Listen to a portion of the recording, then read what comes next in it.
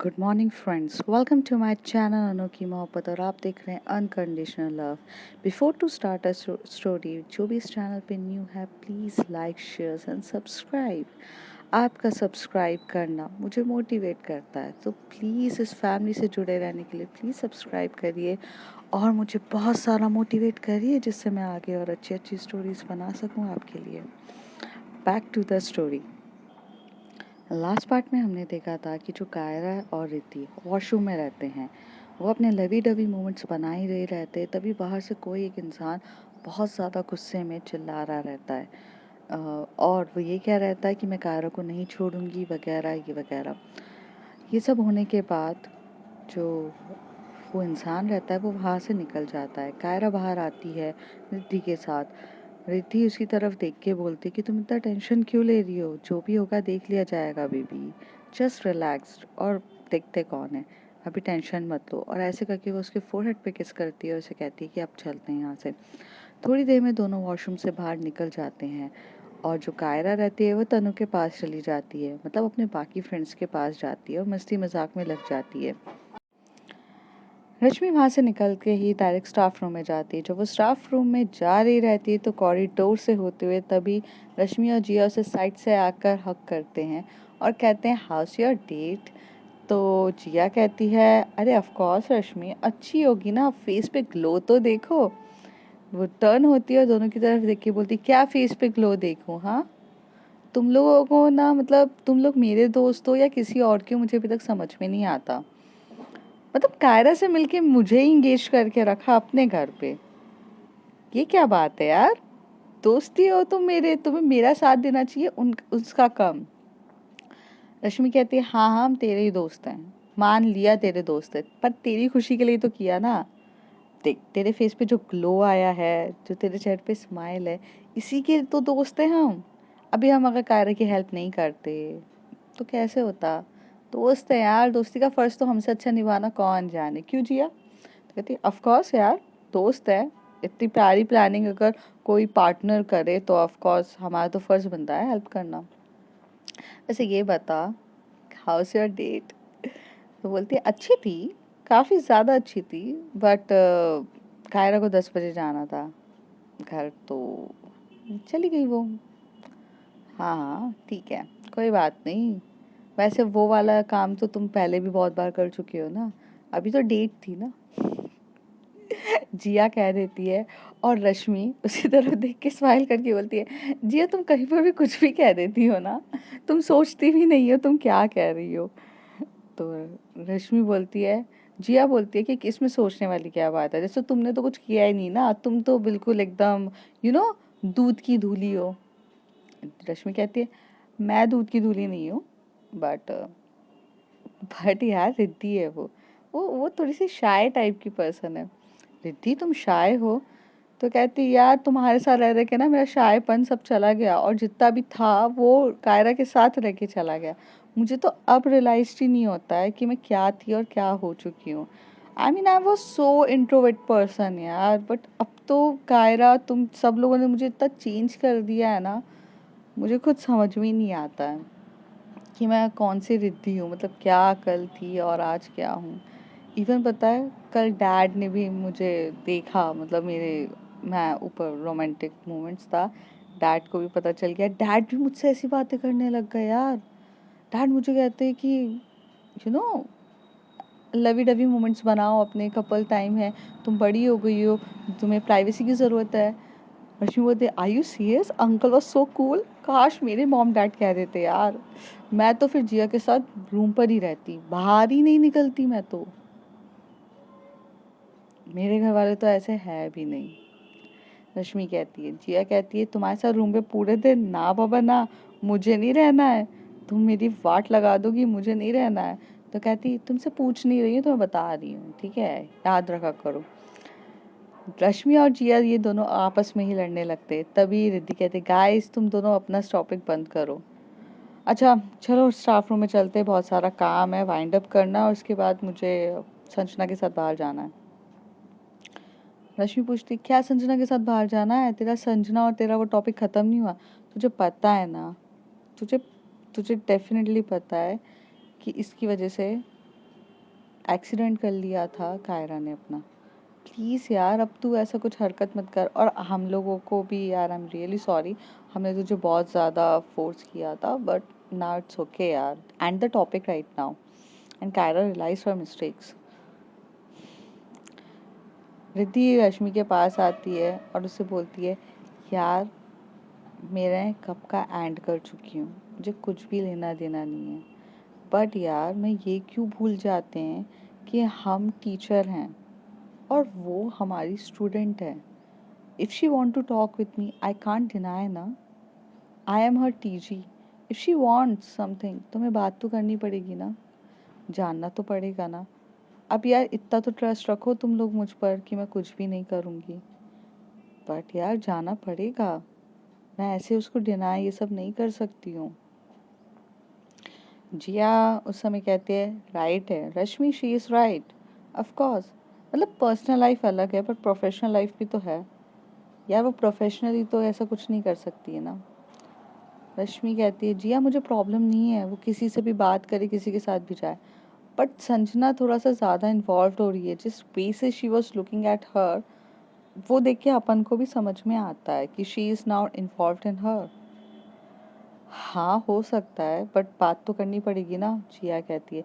तभी रिद्धि कहती है, तुम गाइस इतना सोचो मत, अभी चलो मुझे बहुत सारा काम है, प्लीज़ मुझे जल्दी जाना है। और आज मैं पापा के साथ भी बहुत सारा टाइम बिताने वाली हूँ, क्योंकि इन दिनों मैंने उनके साथ बिल्कुल नहीं बिताया यार। मेरे पापा मेरी एक ही लाइफ में एक ही खुशी के तो सोर्स हैं मेरे पापा।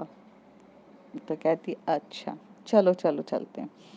ऐसे कह के जो रिद्धि, रश्मि और जिया दोनों के दोनों, तीनों के तीनों चले जाते हैं स्टाफ रूम में। जब वो जाते हैं वहाँ वहाँ जाते हैं, अपना अपना काम वाइंड अप करते हैं। कॉलेज लगभग ख़त्म होने के टाइम हो ही जाता है। रिद्धि कहती है कि चलो मैं निकलती हूँ, तो वो कहती है, अरे रुक जा ना, रुक जा। रश्मि कहती है रिद्धि से, रुक जा यार, अब ये कैंटीन चलते कुछ खा लेंगे। तभी जिया कहती है, तुम खा खा के मोटी हो गई हो, तुम्हें पता है कैंटीन वाला भी ना मुझसे अब तुम्हारे पैसे मांगने लग गया है, और तुम उसका बिल क्यों नहीं ख़त्म करती हो? कब से तुम्हें बोला है कि उसके पैसे दो उसको, नहीं उधारी पे खाना है। रश्मि तुम थोड़ा तो यार कम खाया करो, कितना खाती हो यार तुम? रश्मि कहती है, यार तुम ना जब देखो मेरे खाने पे ही आ जाती हो यार। यार fast food is not healthy for every time. तुम्हें ना घर पे जाके कुछ खाना तो रहता नहीं है जब तक वो फास्ट फूड ही खाने रहते। आज तुम बिल्कुल नहीं खाओगे और चुपचाप तुम चल रही हो यहाँ से, तुम आज कैंटीन नहीं जाओगी। रिद्धि तू जा यार, मैं इसको हैंडल करती हूँ, तू जा। रिद्धि वहाँ पे इन दोनों की फाइट देख के बोलती है, बाय गाइस, और वहाँ से चुपचाप चली जाती है। तब वो जाके पार्किंग एरिया पे होती है। तभी वो कायरा की तरफ देख रही रहती है और कायरा भी उससे हाय कर रही रहती है, जैसे कि कायरा बस आने ही वाली रहती है बात करने। उतनी देर में कायरा जैसी आती, संजना सामने आके खड़े हो जाती है। संजना बोलती है, हेलो मैम। तो कहती है, हाँ संजना चलो, बोलो क्या काम है। तो कहती है, मैम कॉफ़ी एरिया में चलें, इतनी जल्दी क्या है, मैं सारी बात करूँगी ना आपसे। तो वो एक कॉफ़ी एरिया के लिए अपनी स्कूटी, कॉफ़ी एरिया जाने के लिए स्कूटी निकालती है अपनी, और मैम को बोलती है प्लीज़। तो मैम बोलती है ओके। फिर रिद्धि जो है वो आराम से उस में स्कूटी में बैठ जाती है। कायरा को बुरा लगता है, लेकिन उसे इतना भरोसा रहता है कि चाहे दुनिया इधर से उधर हो जाए, पर रिद्धि सिर्फ और सिर्फ मेरी है और हमेशा ही मेरी रहेगी, क्योंकि वो जितना प्यार मुझसे करती है इतना प्यार वो कभी किसी से नहीं कर सकती है। हाँ ये चीज़ कायरा के मन में बहुत लेट आई। She is very very insecured. पहले भी हमने देखा है कि वो कि अपने जब वो शिमला उनका टूर रहता है उससे पहले भी वो बहुत सारी पुचकानी हरकतें हमेशा से करती है कायरा, बट इस बार वो ट्रस्ट रखती है अपने प्यार पर, क्योंकि रिद्धि ने कहा था प्यार का पहला कदम ट्रस्ट ही होता है, और जो उसे रखना था। तो वो इस बार उसे कुछ नहीं कहती है। रिद्धि यहाँ से जाती है, जाते से ही कैफेटेरिया में बैठती है, कॉफ़ी लेती है, चीज़ें होती है और डायरेक्ट पॉइंट पर आके पूछती है, हाँ संजना कहिए आपको क्या कहना है। तभी कहती है कि मैम आपको कुछ ज़्यादा जल्दी नहीं है, हमें लगता है आपको कहीं जाना है, तभी आपको आज बहुत ज़्यादा जल्दी है। रिद्धि कहती है जल्दी नहीं है, बट मेरे पास बहुत सारे काम भी रहते हैं, और जब जहाँ काम रहते हैं तो मुझे मैनेज करना रहता है। वैसे भी मैं अपनी भी स्टडीज़ करती हूँ, आपको पता होगा कि मैं पीएचडी कर रही हूँ, तो मुझे उसमें भी अपना टाइम देना रहता है। हम्म, हम समझते हैं मैम, बहुत अच्छे से समझते हैं कि आप पीएचडी किस चीज़ में कर रही हैं और एक्सपर्ट आप किस चीज़ में हैं। आते हैं काम की बात पे मैम। हमने आपको प्रपोज़ किया था मैम, आपने उसका जवाब नहीं दिया। दीदी कहती है हाँ, मेरा जवाब नो है, क्योंकि आप पहले अपनी पढ़ाई पे फोकस करिए, ये सब चीज़ों पे मत लगिए। और आप मुझे पसंद करती भी हैं तो शायद एक स्टूडेंट और टीचर के रिलेशन से, क्योंकि मैं आपकी मेंटोर हूँ, मुझे मैं आपको बहुत अच्छे से गाइड करती हूँ, हर एक चीज़ के लिए आपके साथ हूँ, शायद इस वजह से आप मुझसे प्यार करती हैं। और ये एज ही ऐसी होती है, ये फेस ही ऐसा होता है कि जहाँ पर किसी से भी अट्रैक्शन और लव हो जाता है। तो शायद आपका और मेरा मेरा रिलेशन यही तक है। प्यार तो मुझे नहीं लगता इतने कम समय में हो सकता है आपको मुझसे, तो प्यार यहाँ पर नहीं है।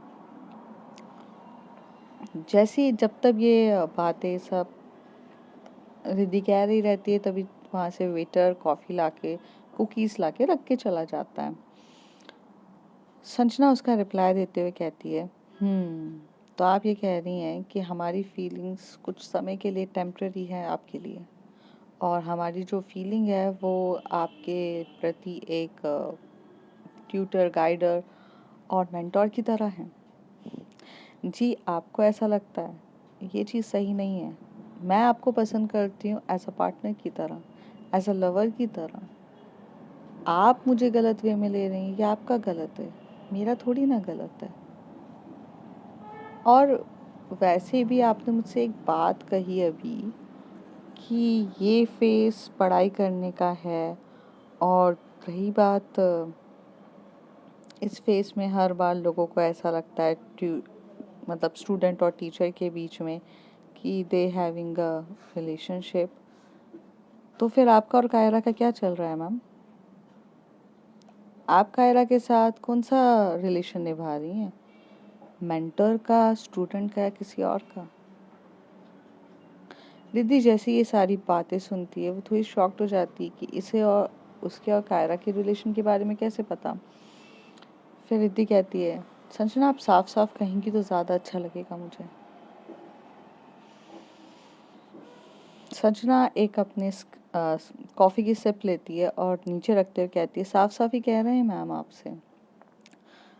हमें पता है कि आप कायरा से प्यार करती हैं और कायरा आपसे प्यार करती है। आप दोनों रिलेशनशिप में हैं, ये भी हम जानते हैं। हमें इस बात का बुरा नहीं लगेगा कि आप ये चीज़ के बारे में झूठ बोलेंगी, क्योंकि हर कोई अपने बारे में प्रोटेक्टिव होकर बचाना ही चाहता है। पर ये बात है कि ये जो आपने हमारी फीलिंग्स के बारे में कहा कि ट्यूटर, मेडिटर, इन सब की जो बात कही, वो फीलिंग्स आपने कायरा के लिए फील नहीं करी क्या? कायरा के प्रति आपका तो सच्चा वाला लव होगा, और कायरा भी आपसे वैसा वाला प्यार करती है। जब मेरी प्यार की बारी आई तो आपको ट्यूटर, गाइडर, ये सब वाली फीलिंग्स आ रही है, ऐसा क्यों? रिद्धि संजना के सारे सवालों को बहुत ध्यान से सुन रही रहती है। तभी वह कहती है कि मेरा और कायरा का रिलेशन के बारे में आप क्या जानती हैं? आपको लगता है कि उसने मुझे प्रपोज किया और मैंने उसे हाँ कह दिया था, या मैंने उसे प्रपोज किया और उसने हाँ कह दिया? वक्त लगता है ये सब चीज़ों के लिए। मैंने कभी उसको हाँ नहीं कहा था। सॉरी,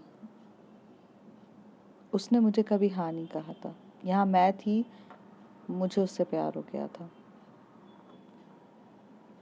मैंने प्रपोज किया था कायरा को। मुझे फीलिंग आ चुकी थी, बिकॉज मुझे स्टार्टिंग से पता था कि मुझे क्या चाहिए। कायरा बच्ची थी, कायरा भी फील करती थी, नहीं करती थी, वो अपनी फीलिंग से लड़ रही थी। जब फीलिंग से लड़ने के बाद उसे पता चला, तब उसे याद आया कि वो मुझसे प्यार करती है, उसे रियलाइज्ड हुआ। तो मैं अभी भी ये कहूँगी कि आप अभी भी बच्चे हो, और कायरा भी, दोनों को अभी भी अपनी फीलिंग्स के बारे में नहीं पता।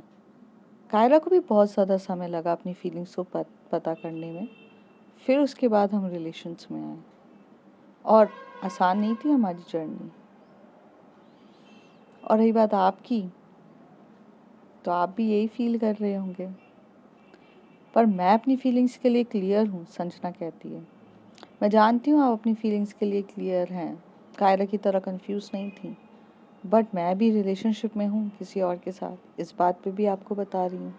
तो आप चाहकर भी मेरे साथ रिलेशनशिप में नहीं आ सकती हैं। संजना कहती है मैं रिलेशनशिप में आना ही नहीं चाहती हूँ। मैं तो आपके साथ कुछ वक्त बिताना चाहती हूँ। मुझे आप पसंद हो, मैं आपके साथ घूमना चाहती हूँ, फिरना चाहती हूँ, थोड़ा वक्त गुजारना चाहती हूँ। आप समझ रही होंगी मैं किस वे में कह रही हूँ। समझदार को इशारा काफ़ी होता है।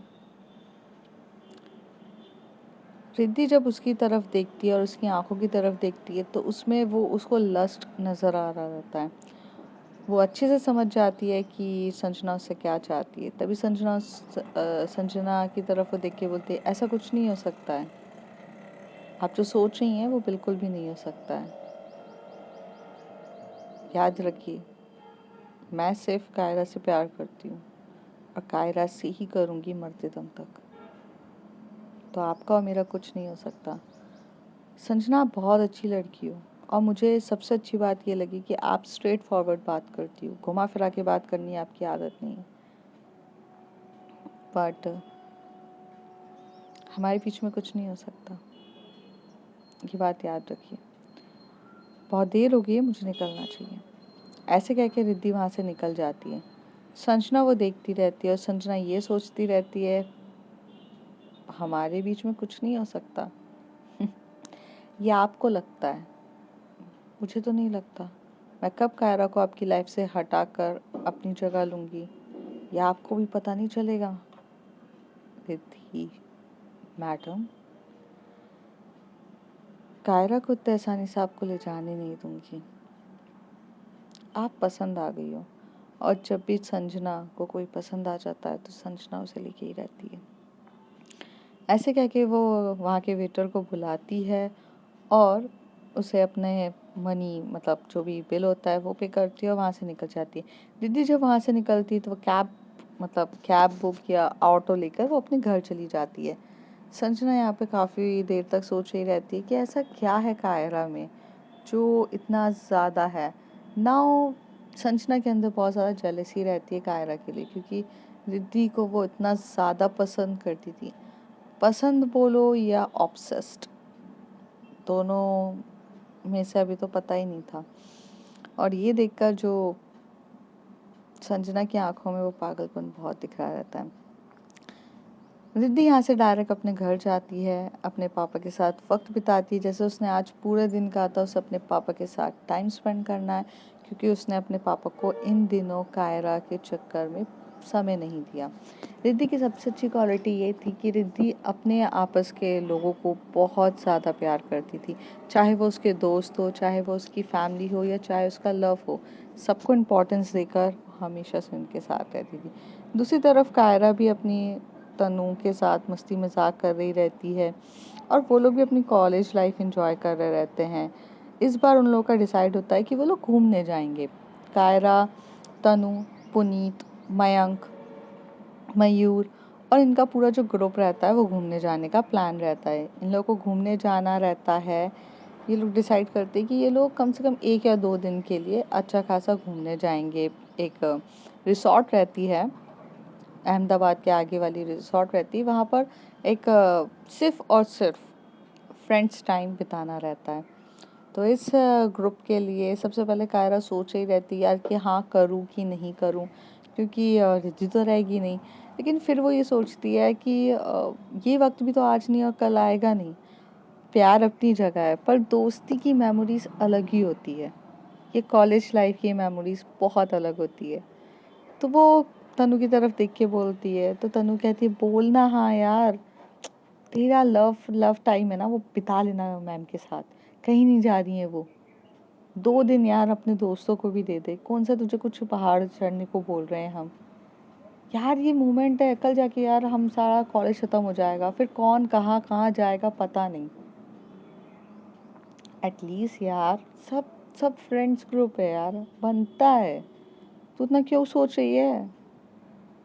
कायरा बोलती सोच नहीं रही हूँ यार, मैं रेडी हूँ, ऑफ कोर्स मुझे भी मस्ती मजाक करनी है यार, मैं भी कोई आंटी नहीं हो गई हूँ यार, ठीक है, बट मैं सोच रही हूँ यार मैं मॉम का क्या करूँ, मेरे को टेंशन ना सिर्फ मॉम की है।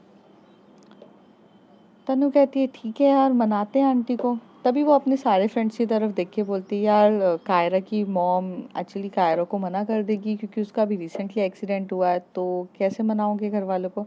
तभी मयूर मयंक कहते हैं अरे तुम टेंशन मत लो यार, कार से जाएंगे, कार से आएंगे, फुल सेफ्टी के साथ जाएंगे, कुछ भी नहीं होगा, चल अपन आंटी से जाके बात करेंगे।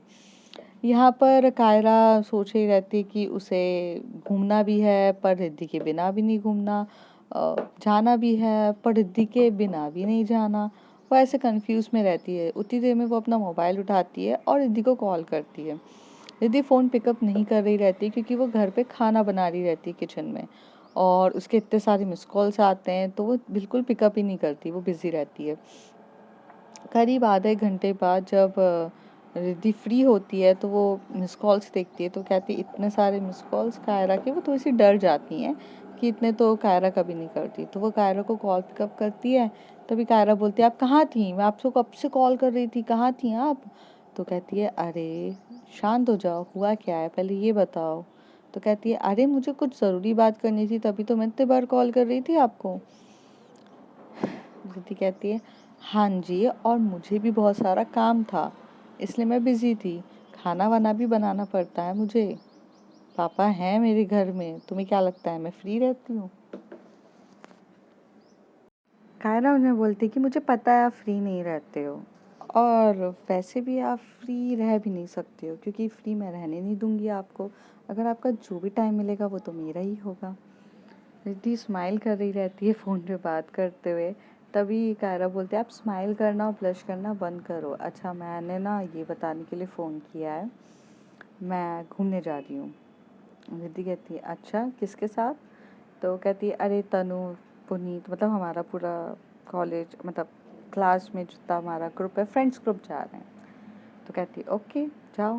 तो कहती है आपको कोई प्रॉब्लम नहीं है। कायरा एकदम से रिद्धि से पूछ लेती, कहती है नहीं मुझे क्या प्रॉब्लम होगी, जाओ अच्छे से घूम कर आओ, वैसे भी कॉलेज टाइम बार बार नहीं आता है, आराम से जाओ, मस्त जाओ। अच्छा लेकिन जाने से पहले मुझे डिटेल्स दे देना कि कहाँ जा रही हो, क्या कर रही हो, if there is any need, any emergency, then I can contact you.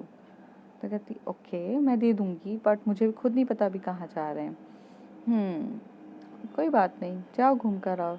कहती है आपको सच्ची में कोई प्रॉब्लम नहीं है। कायरा कह रही है दीदी, कहती इसमें प्रॉब्लम की क्या बात है। देखो कायरा, हम रिलेशनशिप में हैं बट हम बाउंडेशंस में नहीं हैं, ठीक है।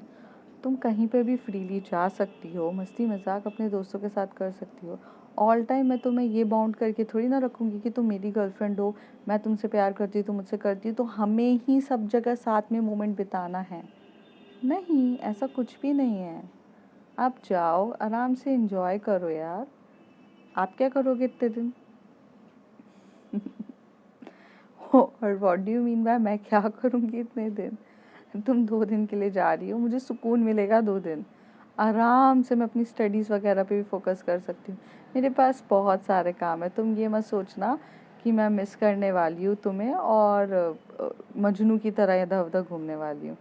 2 दिन मुझे सुकून मिलेगा अच्छा खासा, और मैं आराम से स्टडीज़ वगैरह करूँगी, और मुझे बहुत सारे काम है कायरा। तो ऐसा कुछ भी नहीं है कि मैं इस 2 दिन में आपको बहुत ज़्यादा मिस करने वाली हूँ और बहुत ज़्यादा पागल होंगी, ऐसा कुछ भी नहीं है। तो ये गलत फहमी ना पालिए आप। ये जब कायरा सुनती तो उसे बुरा लग जाता, कहती हाँ हाँ सब गलत फहमियाँ तो मुझे ही रहती है ना, मैं ही गलत हूँ, आप मुझसे तो सच्ची में कुछ प्यार व्यार करते नहीं हो, और ऐसे करके फ़ोन काट देती है। रिद्धि स्माइल करने लगती है कि यार ये क्या बात है, ऑफ कोर्स मेरे पास काम है, मैं फ्री होंगी ही नहीं तो मैं कहाँ से यार याद करूँगी। तभी फ़ोन उठाती है, फिर से वो फ़ोन लगाती है कायरा को, कायरा फ़ोन काट रही रहती, फ़ोन काट रही रहती है। रिद्धि कहती है इसका इसका गुस्सा बाप रे नाक पर ही बैठा रहता है, गुस्सा ही करने बैठ जाती है। तभी वो एक वॉइस मेल भेजती हैं व्हाट्सएप पे, वो ये वॉइस मेल में लिखा रहता है क्या हुआ कायरा? आप इतना ज़्यादा गुस्सा क्यों हो जाते हो? अच्छा, मिस उसे करते हैं जिन्हें हम भूलते हैं। जो हमारे दिल के सबसे करीब है, उसे मिस कैसे करेगा इंसान? हम आपको भूलेंगे ही नहीं, तो आपको याद कैसे करेंगे? बस इतना है कि उस समय हम आपको तंग नहीं करेंगे, क्योंकि हमें पता रहेगा कि आप अपने काम में बिज़ी हैं और हमें भी खुद को बिज़ी रखना होगा, तो हमारे पास काम ज़्यादा रहेगा। और सच बोलें, हमने अभी तक पीएचडी पे पढ़ाई कर ही नहीं पाए हैं। मुझे सच्ची में पढ़ना है, तो मुझे थोड़ा टाइम मिल जाएगा। लेकिन ये मत सोचिए कि कुछ और वे में मैं आपको मिस करूँगी, मुझे आपकी केयर रहेगी, बस ज़्यादा तंग नहीं करूँगी आपको। पर सच बात तो ये है कि जब इंसान इतना ज़्यादा बिज़ी रहता है अपने काम में, तो किसी को याद नहीं कर सकता। ये साइंटिफिकली और टेक्निकली वे है, कायरा। और मुझे अगर आपकी याद आएगी तो मैं आपको कॉल करूँगी ना। आपको मेरी याद आए आप कॉल कर लो, मैंने कब मना किया है? पर इतना गुस्सा तो ना हो आप हमसे। ऐसे करके वो वॉइस मेल सेंड हो जाता है। कायरा जब पढ़ती है तो उसे सुकून मिलता है, क्योंकि रिद्धि का बताने का तरीका काफ़ी ज़्यादा अच्छा रहता है, क्योंकि वो एक तो इकोनॉमिक्स टीचर रहती है और उसे पता रहता है कि अपने लफ्ज़ों को पकड़ के किस तरीके से एक्सप्लेन करना, ये उसकी स्पेशलिटी रहती है और वो इतने प्यार से वैसे ही एक्सप्लेन करती है। कायरा बहुत ज़्यादा खुश हो जाती है। दूसरी तरफ जो उसके फ्रेंड्स हो जाते हैं वो आ चुके रहते हैं उसके घर पर और बेल रिंग करते हैं और सब बैठ के अंकल आंटी के सामने बता रहे रहते हैं कि रिसॉर्ट ऐसी है, ये है, फ्रेंड्स ग्रुप जा रहा है। तो पहले तो कायरा की मम्मी बहुत ज़्यादा गुस्सा करने लगती है कि कायरा नहीं जाएगी, ये वो बहुत ज़्यादा। तभी वो इतना गुस्सा कर ही रही रहती है, तो एकदम से उसका जो आंटी का जो फेस होता है वो अंकल की तरफ जाता है, मतलब रिद्धि के पापा की तरफ। रिद्धि के पापा उसे बहुत घूर के देख रहे रहते हैं। तभी वो डर जाती है और कहती है अच्छा ठीक है, मैं भेज तो रही हूँ वगैरह, ये चीज़ें ऐसी हो जाती है और बोलकर वो वहाँ से निकल जाते हैं। तभी रिद्धि के पापा बोलते हैं बेटा तुम लोग को जाना है, आराम से जाओ, कोई प्रॉब्लम है तो बताओ, मैं सारा अरेंजमेंट कर दूँगा। बट याद रखना कि कायरा को कुछ स्ट्रेस वगैरह नहीं देना है, उसे चोट लगी है और मैं नहीं चाहता कि उसे कोई स्ट्रेस हो। तो कहते हैं अंकल आप टेंशन मत लीजिए, सारे बच्चे एक साथ बोलते हैं आप टेंशन मत लीजिए, हम उसका बहुत अच्छे से ख्याल रखेंगे। तो कहती है ठीक है। तभी उसके पापा एकदम से बोल देते हैं अच्छा वो तुम्हारे साथ वो स्टूडेंट भी जाएगी क्या, वो जो कायरा के साथ उसके हॉस्पिटल के टाइम पे पूरे दिन वहीं रुकी थी।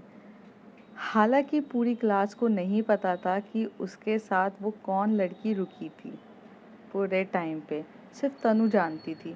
तो वो बोलती है अंकल इस बारे में मैं आपसे बात करती हूँ ना, मैं बताती हूँ कि वो जाएंगी कि नहीं।